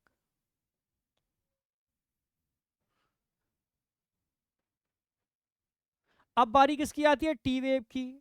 टी वेव की, टी वेव क्या बताती है, वेंट्रिकुलर डायस्टोल, यानी अगेन इसका रिपोलराइजेशन, वापस पुनः अपनी इनिशियल फेज में लौटना। तो इनिशियल फेज में लौटना यानी रिलैक्स होना, तो रिलैक्स कहां से कहां तक होगा, यहां से यहां तक। इस पूरे ड्यूरेशन में क्या होगा, वेंट्रिकुलर रिलैक्सेशन। पर उसके लिए जो वेव जनरेट होती है वो ये वाली वेव जनरेट होती है, ये। यानी टी वेव क्या बता रही है, टी वेव बता रही है वेंट्रिकुलर रिपोलराइजेशन। और रिपोलराइजेशन यानी डायस्टोल यहां से अगली पी तक कंटिन्यू वेंट्रिकुलर डायलेट करेंगे। ठीक है, अब मैं फिर से बता रहा हूं, पी वेव बताती है एट्रियल डीपोलराइजेशन, क्यूआरएस कॉम्प्लेक्स बताता है ठीक है, वेंट्रिकुलर डीपोलराइजेशन यानी एसए नोड एवी नोड, और टी वेव बताती है वेंट्रिकुलर रीपोलराइजेशन। तीनों का समझ में आ गया। अब इसके बीच का जो इंटरवल है वो एट्रिया के कॉन्ट्रैक्ट करने का इंटरवल है। इस इन दोनों के बीच का जो पूरा इंटरवल है ये वेंट्रिकल के कॉन्ट्रैक्ट करने का इंटरवल है, और इसके बीच का जो इंटरवल है ये वेंट्रिकल के रिलैक्स करने का इंटरवल है। ठीक है, ये पोटेंशियल जनरेट हो रहे हैं, पीक्स पोटेंशियल्स बता रहे हैं, और ये बीच के गैप ड्यूरेशन बता रहे हैं। समझे? चलो, ये भी समझा दिया मैंने, यहां भी समझा दिया, यहां भी समझा दिया। ठीक है, लिख भी देता हूं, लिख के देता हूं, लिखा हुआ तो है। पी वेव क्या बताती है? पी वेव क्या बता रही है? P wave represent the electrical excitation या डीपोलराइजेशन किसके अंदर? एट्रिया। समझ रहे हो? पी वेव क्या बता रही है? Atrial depolarisation. एट्रियल डीपोलराइजेशन मैं लिख भी देता हूं, एट्रियल डीपोलराइजेशन।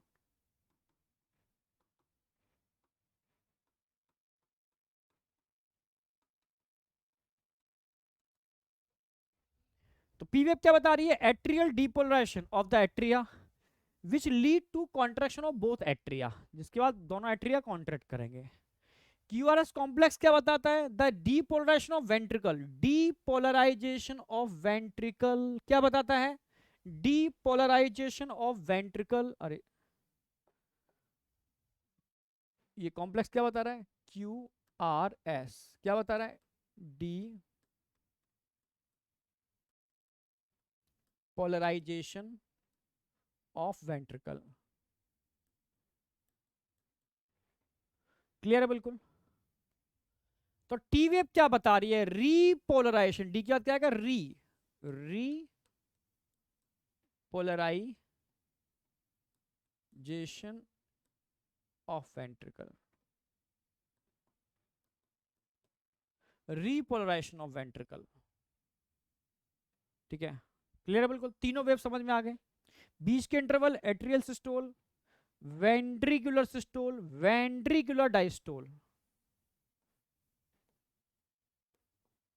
Ventricular diastole. ठीक है, atrial ventricular systole, ventricular systole,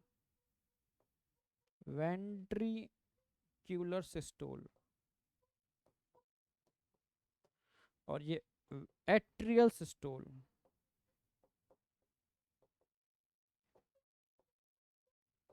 अब क्या बचा बताओ? कुछ भी नहीं बचा, बहुत सिंपल तरीके से समझा दिया मैंने, कुछ भी नहीं बचा। अब एनसीईआरटी की बात कर लेते हैं।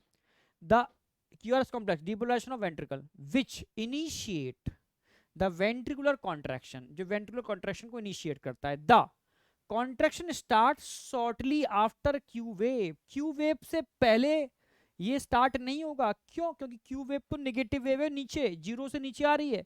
जो नीचे आ रही है वो डीपोलराइजेशन नहीं करेगी। जब तक क्यू वेव क्रॉस नहीं करती है, इसके ऊपर नहीं जाती है, तब जाकर के वेंट्रिकुलर कॉन्ट्रैक्शन स्टार्ट होगा shortly after Q wave and marks the beginning of systole. बताती है सिस्टोल का बिगिनिंग क्यू वेव के बाद। ठीक है, और टी वेव रिप्रेजेंट क्या करती है? Return of the ventricle from excited to normal state, यानी रीपोलराइजेशन की बात करती है टी वेव। पर at the end of the T wave marks the end of systole. T wave का जो एंड होता है ना, एंड ऑफ टी वेव, समझा दिया? टी वेव के एंड तक वेंट्रिकुलर सिस्टोल चलता है, तब यहां से वेंट्रिकुलर डायस्टोल चलेगा। और इसके लिए रिप्रेजेंटेशन कहां से, यानी पोटेंशियल या रिप्रेजेंटेशन कौन करता है? टी वेव करती है। ये सारी बात एनसीईआरटी की लाइनें क्लियर है। अब एनसीईआरटी बोलती है कि मान लो आपको अड़ोसी पड़ोसी का किसी का एक ईसीजी पड़ा हुआ मिल जाता है, मिल गया भाई, ऐसा ईसीजी होगा।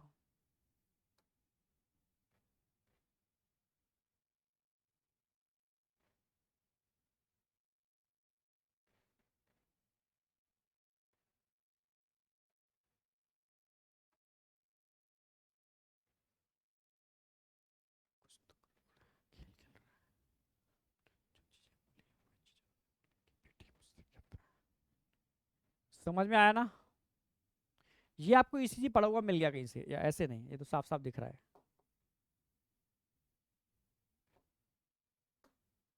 ऐसा मिलेगा आपको।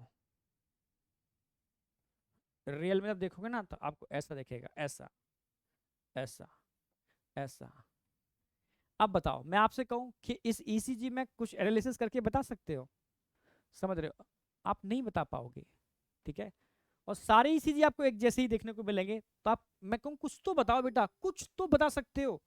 तो आप क्या करोगे, सर मैं इसमें क्यू आर एस कॉम्प्लेक्स को काउंट करता हूं, 1 मिनट के अंदर जितने क्यू आर एस कॉम्प्लेक्स होंगे वो उसकी हार्ट बीट रेट है, ये मैं पता कर सकता हूं। क्योंकि heart beat rate is equal to होता है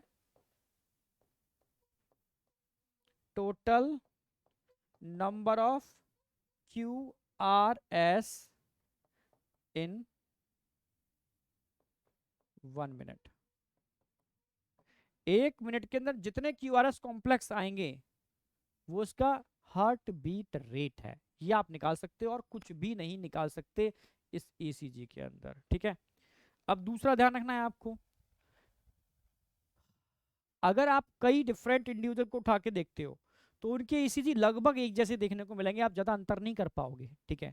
हाँ, कहीं आपको बहुत ज्यादा अंतर देखने को मिलता है तो ये इंडिकेटर है कि कहीं ना कहीं उस इंसान के अंदर गड़बड़ी है, ठीक है। तो since ECG obtain from different individual have रफली सेम ही है सबके, रफली same for giving lead configuration, ठीक है। अगर इनमें कहीं डेविएशन देखने को मिलता है, कुछ परिवर्तन देखने को मिलता है, चेंज देखने को मिलता है फ्रॉम दिस शेप, तो ये इंडिकेट है पॉसिबिलिटी किसका, एबनॉर्मलिटीज और डिसीज का। यानी इस ईसीजी की भी क्या है, ग्रेट क्लिनिकल डायग्नोस्टिक सिग्निफिकेंस है। आप समझ रहे हो? जैसे मैंने आपको, ठीक है, और चीजों की क्लिनिकल डायग्नोस्टिक सिग्निफिकेंस बताई थी, ऐसे ईसीजी की भी क्लिनिकल डायग्नोस्टिक सिग्निफिकेंस होती है, ये क्वेश्चन आता है। समझे या नहीं समझे? ये होती है आपकी ईसीजी वाला पार्ट एकदम एंड। अब लास्ट पार्ट बचता है इसका हार्ट डिसऑर्डर, लास्ट पार्ट बचता है आपका हार्ट डिसऑर्डर। सेट हुआ ब्रेन में या नहीं हुआ, फटाफट बताओ, ब्रेन में सेट होना चाहिए। अब बात आती है हार्ट डिसऑर्डर की, करें बात। देखो, ये तो आप जानते हो ये कोई ब्लड वेसल्स है,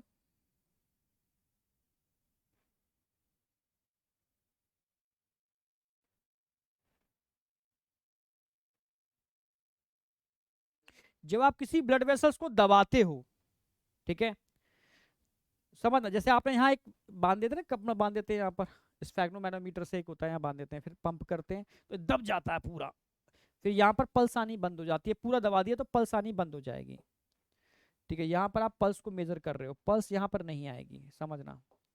पर जैसे ही आप हल्का सा खोलते हो, उसको खोलते हो, हल्का सा लूज करोगे ना, तो यहां हाई प्रेशर से ब्लड फ्लो करेगा, हाई प्रेशर से। जब ये हाई प्रेशर से ब्लड निकलेगा और आप मेजर करोगे तो ये हाई ब्लड प्रेशर होगा, ये हाई ब्लड प्रेशर होगा, इसको बोलते हैं सिस्टोलिक ब्लड प्रेशर।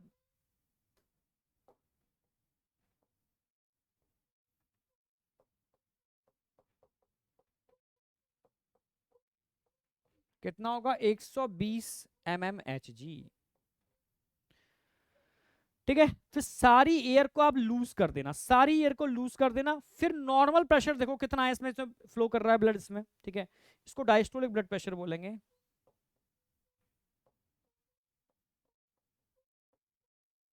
ये कम होगा 80 mmHg, ठीक है।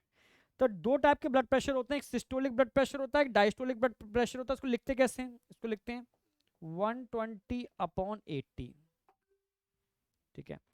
तो ब्लड प्रेशर को लिखने का तरीका क्या है, 120/80। एक तो हाई ब्लड प्रेशर जब ल्यूमिन बिल्कुल कॉन्ट्रैक्ट होता है, सिस्टोलिक ब्लड प्रेशर बोलते हैं। एक आपने डायलेट कर दिया तब हल्का सा प्रेशर डाल के देख रहे हो, उसको डायस्टोलिक ब्लड प्रेशर बोलते हैं, कम होगा। और जो दोनों का अंतर होता है ना, हाई और लो का, वो पल्स प्रेशर होता है। पल्स देखते हैं ना, पल्स, दोनों का डिफरेंस, हाई और लो का जो अंतर निकल के आता है वो पल्स प्रेशर है। तो इसी के बेस पर आप पल्स प्रेशर भी निकाल सकते हो।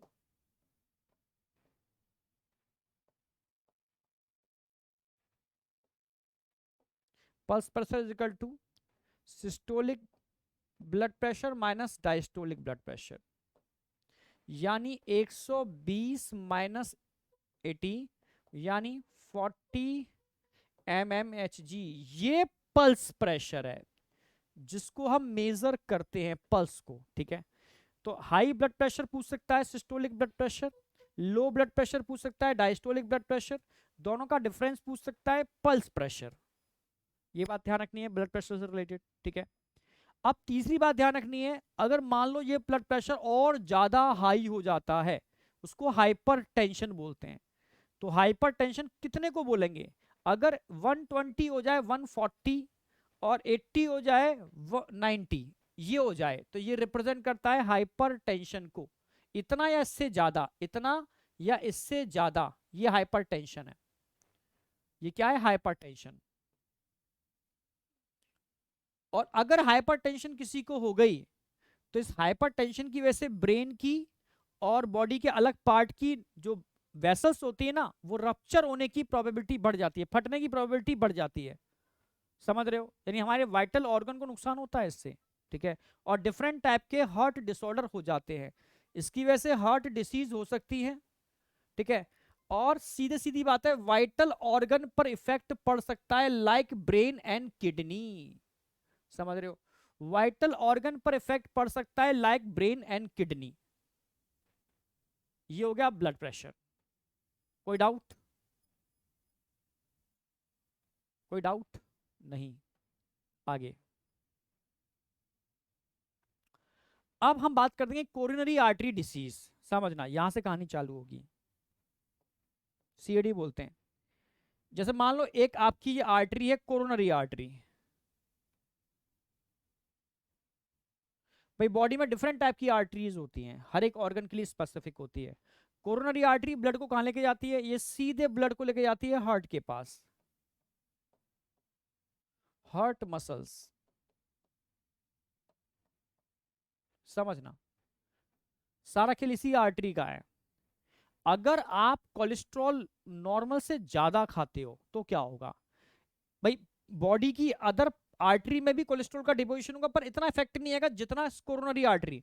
आप कोलेस्ट्रॉल खाओगे नॉर्मल से ज्यादा, तो धीरे धीरे इस कोरोनरी आर्टरी में वो कोलेस्ट्रॉल डिपोजिट होना चालू हो जाएगा। और कोलेस्ट्रॉल के डिपोजिशन की वजह से एक एथेरोमा बनेगा। ये क्या हो रहा है? Deposition of cholesterol.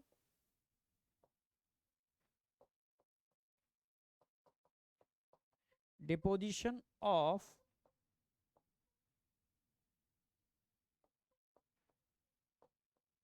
कोलेस्ट्रॉल, साथ में फैट, अलग अलग होता है कोलेस्ट्रॉल और फैट, साथ में फाइबर्स,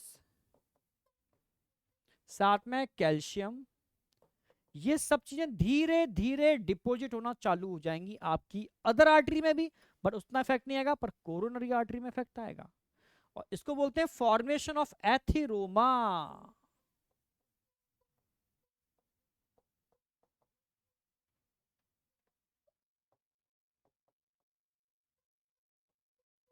धीरे धीरे एथेरोमा बनता जा रहा है, और अगर ये एथेरोमा इक्वल टू या मोर देन 75% हो जाए, it is a dangerous.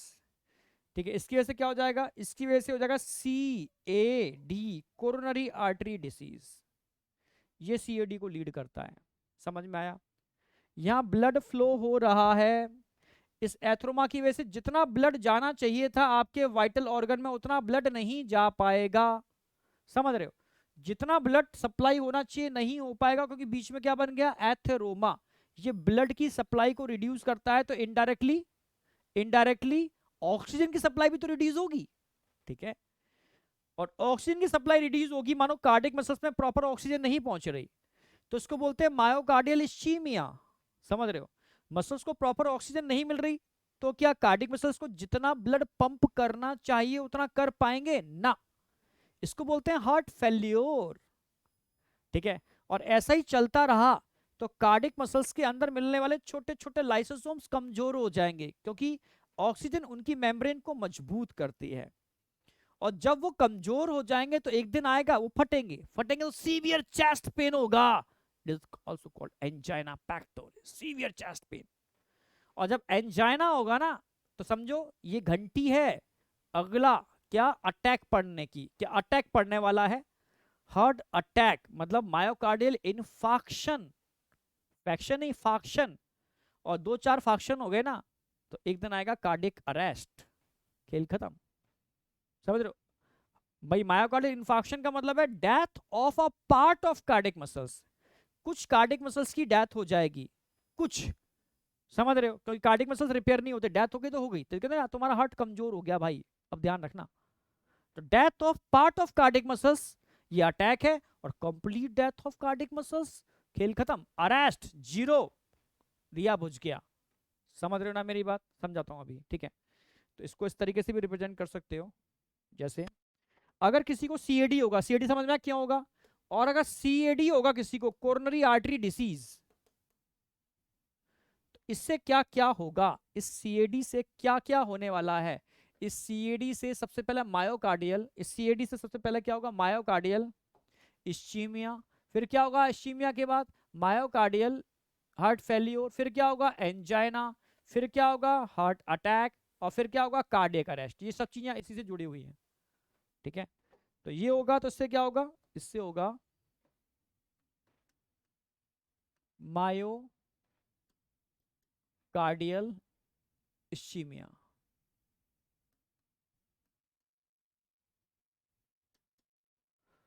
Ischaemia अगर किसी को होता है, इस्चीमिया का मतलब है reduce supply of oxygen to cardiac muscles, तो ये लीड करेगा हार्ट फेल्योर को, हार्ट फेल्योर को। हार्ट फेल्योर का मतलब है reduce cardiac output, cardiac output कम, जो कम हो रहा है, जितना पंप करना चाहिए उतना ब्लड पंप नहीं कर रहा, अपने काम को करने में फेल हो रहा है, और ये लीड करेगा angina, angina, severe chest pain, acute chest pain due to inadequate supply of oxygen to cardiac muscles, फटेंगे लाइसोसोम्स, समझ रहे हो, सुसाइड बैग, समझ रहे हो? और एंजाइना का मतलब है अब आने वाला है क्या, myocardial, myocardial infarction, infarction, myocardial infarction मतलब हार्ट अटैक, हार्ट अटैक। और हार्ट अटैक आएगा तो हार्ट अटैक का मतलब है death of a part of cardiac muscles, और complete death of cardiac muscles, complete death of cardiac muscles cardiac arrest, cardiac arrest, complete death of cardiac muscles मतलब cardiac arrest, खेल खत्म। समझे नहीं समझे? तो सीएडी इन सबको लीड करता है, सीएडी ही इन सबको लीड करता है, समझे या नहीं समझे? ठीक है? तो हर चीज एक दूसरे से कनेक्टेड है, ध्यान रखना पड़ेगा, ठीक है? हर चीज एक दूसरे से कनेक्टेड है, ओके? तो सब चीजें क्लियर है ना एकदम? अब इसको हम एक्सप्लेन भी कर देते हैं ऐसे, जैसे एंजाइना, अभी मैंने बताया ना एंजाइना क्या है, एनसीईआरटी की लाइन भी मैं एक्सप्लेन कर देता हूं। It is also called angina pectoris, angina pectoris बोल सकते हो। सिम्टम ऑफ एक्यूट, एक्यूट यानी सीवियर चेस्ट पेन होता है ड्यू टू नो या enough supply of oxygen to cardiac muscles. इसकी वजह से क्या होगा, इसकी वजह से मैंने आपको चीजें कंसेप्चुअल बताई हैं, इसकी वजह से लाइसोसोम फटते हैं और मसल्स डैमेज होते हैं, ठीक है? और मसल्स डैमेज होते हैं तो मीन समझ लो क्या होने वाला है, अटैक आने वाला है, ठीक है? तो अटैक से पहले एंजाइना होता ही होता है, क्लियर है बिल्कुल? जो मैन में भी हो सकता है और वुमेन में भी, यानी मेल और फीमेल दोनों में हो सकता है एंजाइना, पर मेल में इसके होने की प्रोबेबिलिटी बहुत ज्यादा होती है कंपैरेटिव फीमेल, क्योंकि मेल का दुश्मन टेस्टोस्टेरोन उसके अंदर होता है, और टेस्टोस्टेरोन ध्यान रखना है सीएडी को लीड करता है ज्यादा कंपैरेटिव एस्ट्रोजन, इसलिए मेल के केस में हार्ट अटैक ज्यादा होते हैं कंपैरेटिव फीमेल, ऐसा नहीं फीमेल में नहीं होते, कंपैरेटिव, कंपैरेटिव मेल में ज्यादा होते हैं, ठीक है? समझना वाली बात, ठीक है? और ये हमेशा देखो मिडिल एज में भी हो सकता है और एल्डरली, एल्डरली भी हो सकता है, ये क्वेश्चन आता है, समझ रहे हो? It occur due to condition, ये कब होता है, जब कहीं ना कहीं ब्लड फ्लो, ब्लड फ्लो का मतलब है सीएडी, सीएडी, सीएडी सबको लीड करता है, ब्लड फ्लो में प्रॉब्लम आ रही है मतलब सीएडी हो रहा है, तभी एंजाइना होगा। भाई सीएडी है तो कार्डियक मसल्स में सप्लाई रिड्यूस हो रही है, रिड्यूस हो रही है तो सीएडी हो रहा है, सिंपल सी बात है, ठीक है? अब हम बात करेंगे एंजाइना के बाद क्या होगा, हार्ट फेल्योर। हार्ट फेल्योर का मतलब क्या है, reduce cardiac output. Heart failure का मतलब क्या है, heart failure means the state of heart when it is not pumping blood effectively enough to meet the need of the body। जितना pump करना चाहिए उतना पंप नहीं कर रहा, means reduce cardiac output. Question आया हुआ है, reduce cardiac output means heart failure.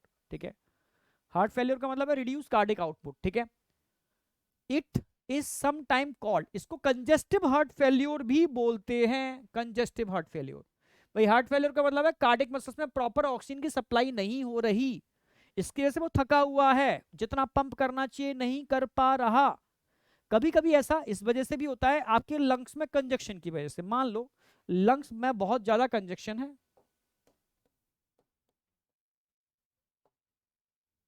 अगर आपके लंग्स में बहुत ज्यादा कंजक्शन हो रखा है, समझ रहे हो ना मेरी बात, तो फ्लूइड, कंजक्शन में फ्लूइड होगा, तो फ्लूइड की वजह से जितना ऑक्सीजन डिफ्यूज होना चाहिए उतना ऑक्सीजन डिफ्यूज नहीं हो पाएगा। ऑक्सीजन अगर कम डिफ्यूज होगा ब्लड के अंदर तो नो डाउट कार्डिक मसल्स में भी ऑक्सीजन का ट्रांसपोर्ट कम ही होगा ना। ठीक है, इसकी वजह से भी हार्ट फेल्योर होता है, समझ रहे हो, इसको कंजेस्टिव हार्ट फेल्योर बोलते हैं। और मोस्टली चांस इसी की वजह से होते हैं, लोगों का लंग्स में कंजेक्शन रहता ही है, अक्सर कर देखे होंगे लोग, तो उनका हार्ट कार्डिक मसल्स वीक हो जाते हैं, एंजाइना और सब चीज़ों की वजह से। ठीक है, ठीक है, conjunction of heart of the lungs main symptom है इसका।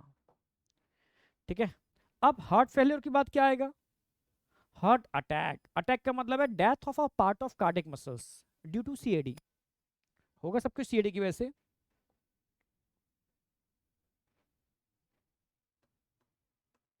Death of a part of cardiac muscles, अगर कार्डिक मसल्स के किसी एक पार्ट की डेथ हो रही है ड्यू टू सीएडी, ठीक है, तो ये हार्ट फेल्योर है due to CAD, coronary artery disease, इसको हार्ट अटैक बोलते हैं। ठीक है, या इन्फॉक्शन भी बोल सकते हो, myocardial infarction, myocardial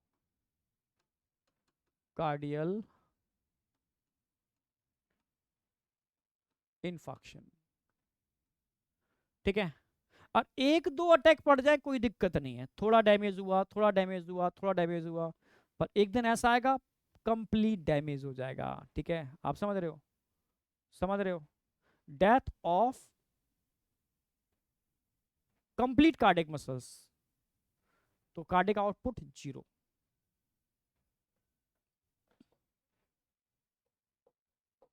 death of complete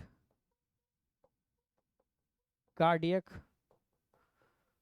muscles, death of complete cardiac muscles, समझना इसमें क्या हो जाएगा, कार्डियक आउटपुट जीरो हो जाएगा, यानी हार्ट बीट स्टॉप हो जाएगी, खत्म। हार्ट बीट स्टॉप मतलब हार्ट रुक गया, इसको बोलते हैं कार्डियक अरेस्ट। क्या बोलते हैं इसको, कार्डियक अरेस्ट हो गया भाई, समझना क्या बोलते हैं इसको, कार्डियक अरेस्ट। जैसे ये एक हेल्दी हेल्दी हार्ट है, समझना मेरी बात, हेल्दी हार्ट, हेल्दी हार्ट है। ठीक है, अगर मैं इस कंडीशन लेके आ रहा हूँ कार्डियक अरेस्ट की, कार्डियक अरेस्ट में क्या होगा समझो,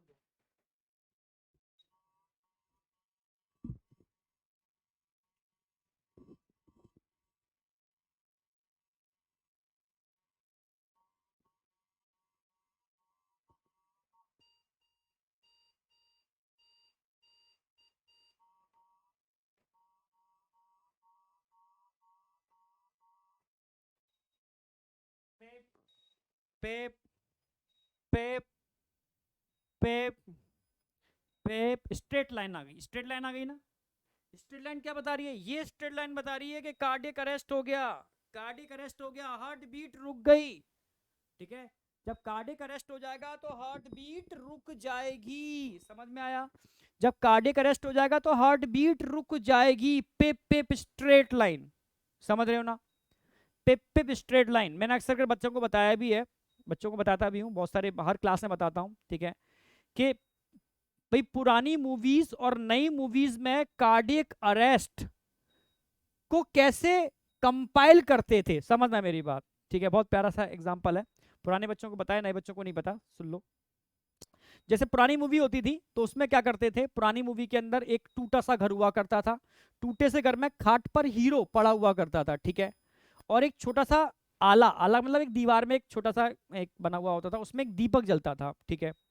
तो होता क्या था, आप कैसे रिप्रेजेंट करें, जो प्रोड्यूसर था तो वो खाट पर हीरो उछलता था, नहीं तड़प रहा है, बस मरने वाला है, उछल रहा है, तो कैमरा, वो ईसीजी तो होता नहीं तो उस समय में, तो कैमरा सीधा आता था दीपक के ऊपर, दीपक जलता था तो दीपक की लौ फड़फड़ाती थी, ऐसे ऐसे ऐसे ऐसे, जैसे जैसे दीपक की लौ फड़फड़ाती थी वो और उछलता था, और फड़फड़ाती थी वो और उछलता था, तो प्रोड्यूसर कैमरा ऐसे करता था, उधर उधर उधर, ठीक है। फिर हीरोइन की एंट्री होती थी, अब हीरोइन हीरो को बचाने नहीं जाएगी, वो दौड़ के दीपक को बुझने से बचाएगी, कि मानो अगर दीपक बुझ गया तो उसकी जान चली जाएगी, मानो उसके प्राण उस दीपक के अंदर हो, समझ रहे हो। फिर अचानक से अगर उसको मारना होता था तो क्या होता था, अचानक से फैन चलाया जाता था और दीपक को बुझाया जाता था, और दीपक के बुझते ही उसकी गर्दन ऐसे हो जाती थी, ठीक है, मतलब उसकी डेथ हो गई, क्योंकि उस समय ईसीजी नहीं था, समझ रहे हो, उस समय ईसीजी नहीं था। किसी किसी मूवी के अंदर वापस दीपक दोबारा जल गया है, अचानक से दीपक जल गया, उसके प्राण आ गए, वापस से प्राण आ गए, ऐसा दिखाया गया है, जो मैंने कई मूवीज में देखा। बट आज की डेट में तो भाई टेक्नोलॉजी है हमारे पास ना, टेक्नोलॉजी है, तो हॉस्पिटल में हीरो पड़ा हुआ है, ठीक है, तो प्रोड्यूसर हीरो को दिखाता है और एक मॉनिटर पर ईसीजी को भी दिखाता है, हीरो को भी दिखाता है और मॉनिटर पर ईसीजी को भी दिखाता है, ईसीजी, ये ईसीजी दिखाएगा, साउंड भी आएगी, जैसे जैसे ये ईसीजी चलेगा हीरो तड़प रहा होगा, हीरो उछल रहा होगा, ईसीजी ऐसे आएगा हीरो उछल रहा होगा, भाई ये कंडीशन हो रही होगी, हीरो उछल रहा होगा, ईसीजी ऐसा होगा, हीरो उछल रहा होगा, मॉनिटर पर कैमरा, ठीक है, इधर हीरो के ऊपर कैमरा, मॉनिटर पे कैमरा, और धीरे से स्ट्रेट लाइन पे पे पे पे पी, खत्म। फिर हीरोइन की एंट्री होगी, ठीक है, वो जाएगी उसके, समझ रहे हो, चेस्ट पर अपने हाथ मारेगी, सर मारेगी, पटकेगी, अचानक से क्या होगा, प्रेस होगा, प्रेस होने से क्या हो जाएगा, प्रेस होने से, प्रेस होते ही नॉर्मल बीप आ जाएगी, नॉर्मल बीप आ जाएगी, डॉक्टर शॉक्ड हो जाएगा, ये क्या हुआ, हार्ट बीट फिर से आ गई, मींस वो वापस जिंदा हो गया, समझ रहे हो। उस समय दीपक हुआ करते थे, आज की डेट में ईसीजी हुआ करता है, जो बताता है आपके हार्ट का सारा हालचाल, समझ में आया नहीं आया। तो इस तरीके से हम हार्ट को कंपाइल करते हैं, समझ में आया नहीं आया। तो कार्डियक अरेस्ट में एनसीईआरटी बोलती है हार्ट बीट स्टॉप हो जाती है और एक साउंड आती है पेप पेप पेप, फाइनली क्या होगा, पी करके स्ट्रेट लाइन आ जाएगी, स्ट्रेट लाइन, ये रिप्रेजेंट करती है कार्डियक अरेस्ट को।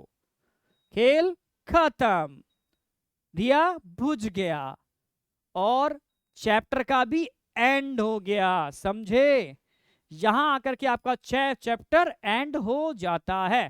थैंक यू, ठीक है, अब इस चैप्टर को अच्छे से एंजॉय करो, अगला चैप्टर स्टार्ट करेंगे, बहुत खतरनाक होगा, हाईली एनिमेटेड होगा, बहुत सारे कंसेप्ट से भरा हुआ होगा, ठीक है। थैंक यू बेटा, all the best, full energy के साथ इसको निपटाओ, क्वेश्चन लगाओ, फिर अगला चैप्टर स्टार्ट करते हैं, ठीक है, बाय, ऑल द बेस्ट।